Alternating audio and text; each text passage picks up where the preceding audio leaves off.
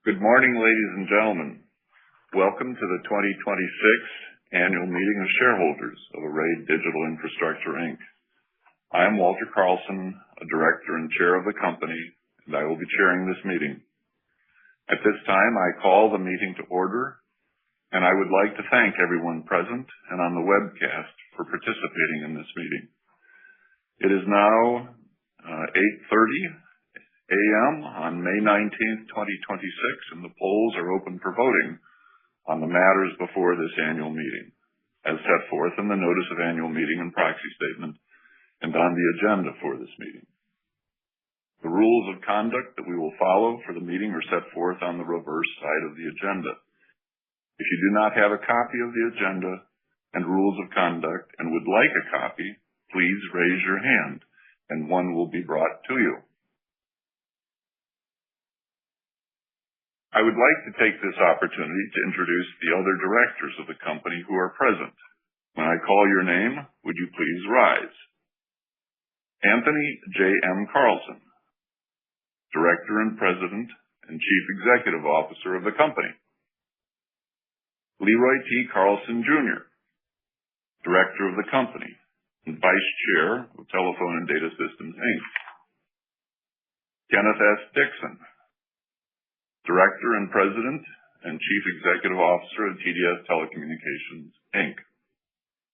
Harry J. Harzak, Jr., Director of the company, Managing Director of Sawdust Capital, and former Executive Vice President of CDW Corporation. Esteban C. Iriarte, Director of the company and former Executive Vice President and Chief Operating Officer of Millicom International Cellular, S.A. Vicki L. Villacrez, Director of the company and Executive Vice President, Chief Financial Officer, and Treasurer of Array. Xavier D. Williams, Director of the company and CEO of Network Wireless Solutions. In addition to those individuals, we have in front of us today Joe Hanley, who is Senior Vice President at TDS. And Joe served ably on the board of Array from August the 1st of last year until this morning. And Joe, thank you for your service, and we're delighted that you're here with us today. And we're delighted that we're passing the baton to the next person I'm going to introduce. And so I'd like to introduce a director nominee who is standing for election for the first time at today's meeting, John Toomey, Assistant Treasurer of Array, Treasurer and Vice President, Corporate Relations of TDS. We look forward to John's service on the board. Additionally, I would like to introduce the other officers of the company who are present today. Elsa B. Ansani, Vice President and Corporate Secretary. John P. Kelsch, General Counsel and Assistant Secretary. Anne Marie Kreitzer, Senior Vice President and Chief Human Resources Officer. Anita J. Kroll is with us online, so she's not here in person, but she gets an introduction, Chief Accounting Officer. And then Marcy M. Morgan, Finance Officer of Array. We welcome all of you for being here this morning. PricewaterhouseCoopers, our independent registered public accountant, is also in attendance. Sean Goldfarb, PricewaterhouseCoopers, has advised me that they have no formal statement to make and will be available to answer any appropriate questions during the Q&A portion at the end of the meeting. We will now proceed with the matters on the agenda. To act as inspectors of election, I have appointed Julie Matthews of Telephone and Data Systems, Inc. and Douglas Ives of Computershare Trust Company, our independent transfer agent and registrar. Will the holders of any undelivered proxies please hold them up so that they may be picked up by the inspectors of election at this time?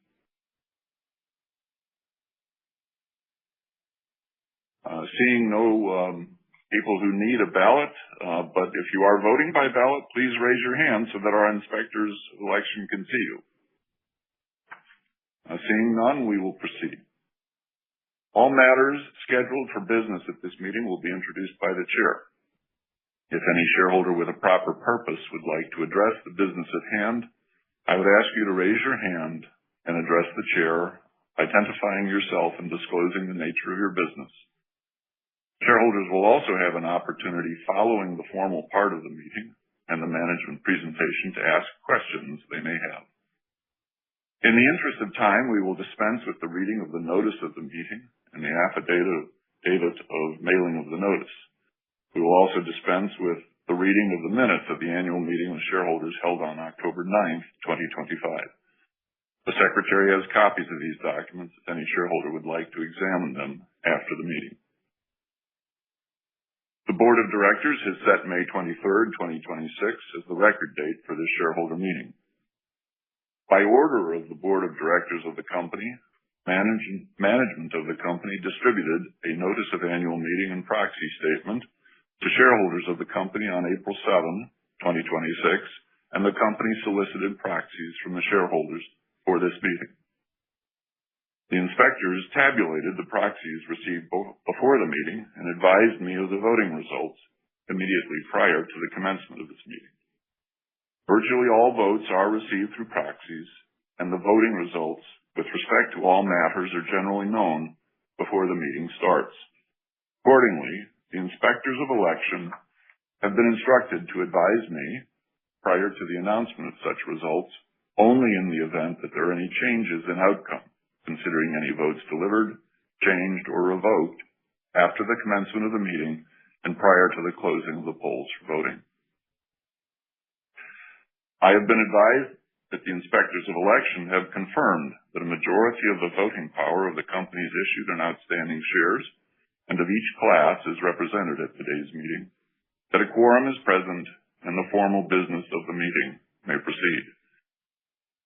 Since the company was not notified in advance of the intention of any shareholder to nominate a director or to present a motion at this annual meeting in accordance with the bylaws, the only matters which may properly come before the meeting involving a vote of shareholders are those which were set forth in the notice of annual meeting and proxy statement. The four proposals in the notice of annual meeting and proxy statement are: 1. Election of directors. 2. Ratification of auditors.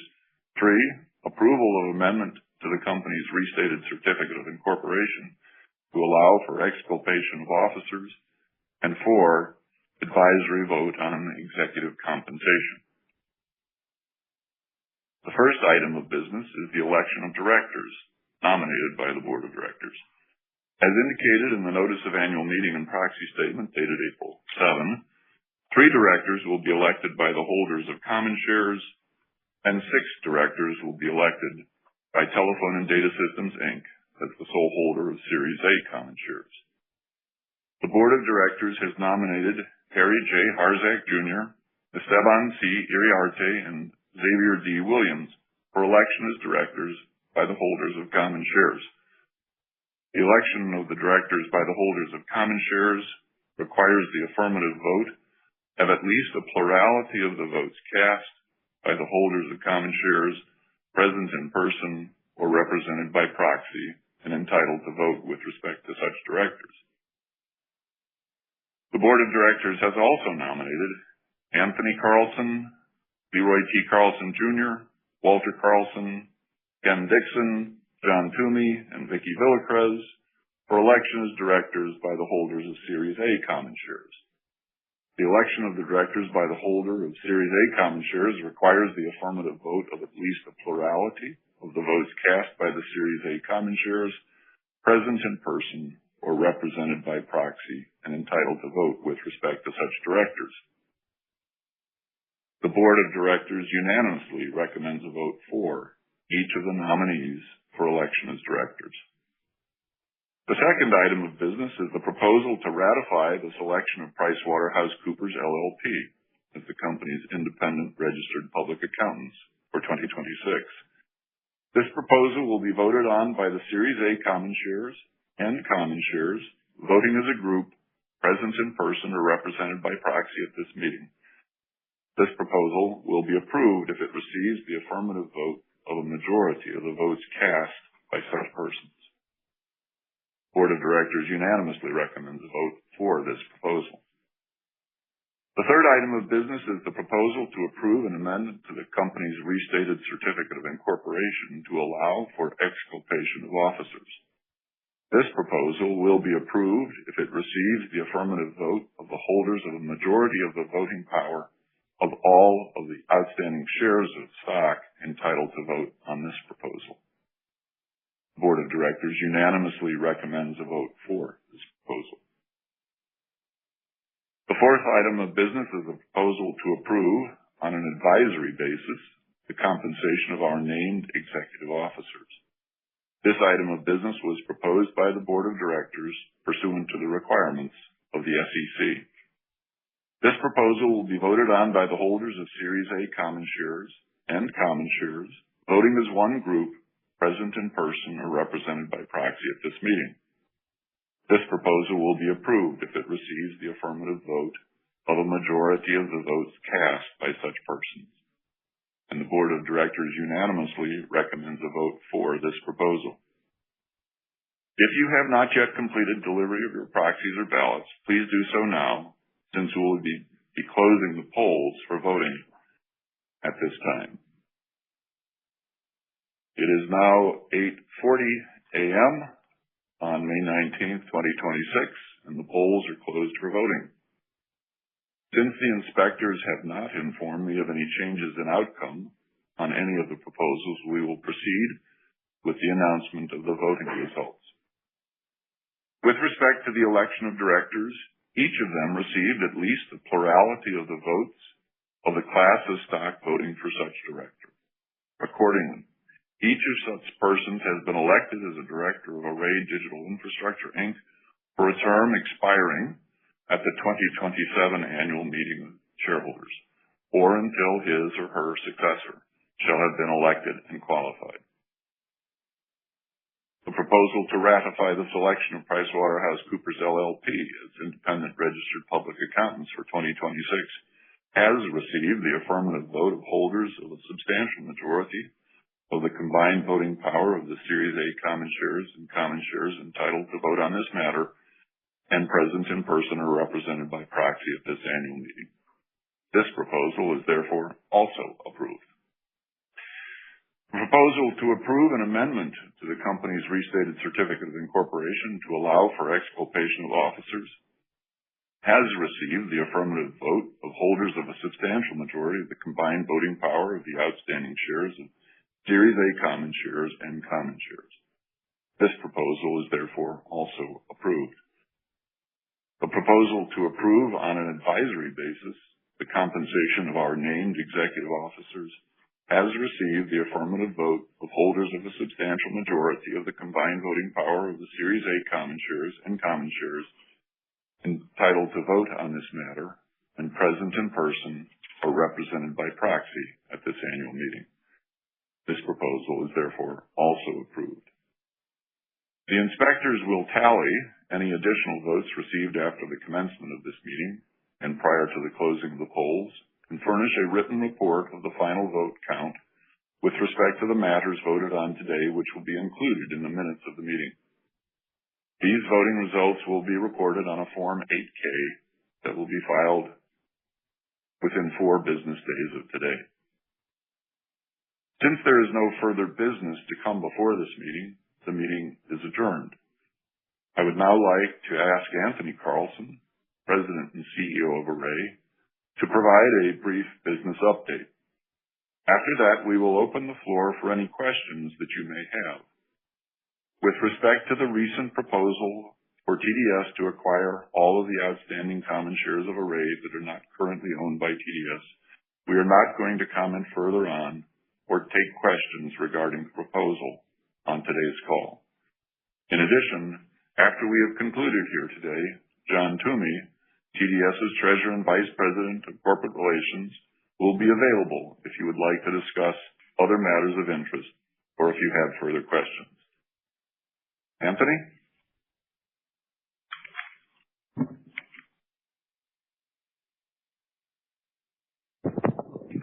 Thank you, Walter. Good morning, and thank you for joining us today. I am honored to be here presenting at Array's 2026 Annual Meeting of Shareholders. A copy of this slide presentation can be found on our website. The information set forth in this presentation contains statements about expected future events and financial results that are forward-looking and subject to risks and uncertainties. Please review the safe harbor paragraphs in our press releases and the extended version included in our SEC filings. As you can see, Array's business portfolio has three significant yet distinct drivers of value. First, we own a portfolio of more than 4,400 towers across the United States. These towers, originally constructed to support U.S. Cellular's wireless network, are primarily located in suburban and rural areas. Notably, about one-third of our towers have no competing site within a 2-mile radius, making them especially valuable as carriers expand 5G and other advanced technologies to meet increasing mobile data demand. Second, we continue to hold wireless spectrum, principally C-band. This is a valuable asset with an existing ecosystem for deploying 5G that we are opportunistically seeking to monetize. And lastly, we have minority interests in a number of primarily wireless partnerships referred to in our financials as non-controlling investment interests. These are passive investments that have historically generated substantial income and cash distributions. Since launching operations and rebranding in August 2025, Array remains laser-focused on optimizing its tower portfolio. Application volumes remain robust and, coupled with our existing pipeline, will drive additional revenue growth in 2026 and beyond. With Array no longer operating as a wireless carrier, we continue to pursue value-maximizing opportunities to monetize our remaining wireless spectrum. To date, we have reached agreements for 70% of our total spectrum holdings. And with proceeds from spectrum sales and a solid balance sheet, Array has also returned value to its shareholders through 2 special dividends. As you can see, our 2026 strategic priorities are designed to realize the value in our business. We remain focused on executing our strategy with discipline, including growing co-location revenue, ensuring seamless implementation of the T-Mobile MLA, conducting rigorous cost structure reviews, including ground lease optimization, and continuing to identify opportunities to monetize our remaining spectrum holdings. In closing, I want to thank the entire Array team for their dedication to building a successful new tower company. I also want to thank our shareholders for their ongoing support as we continue to optimize and grow Array. I am excited about the opportunities ahead. Are there any questions from the audience here?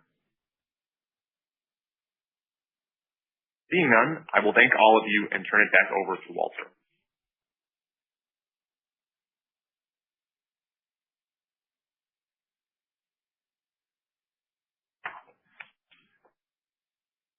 Anthony, thank you.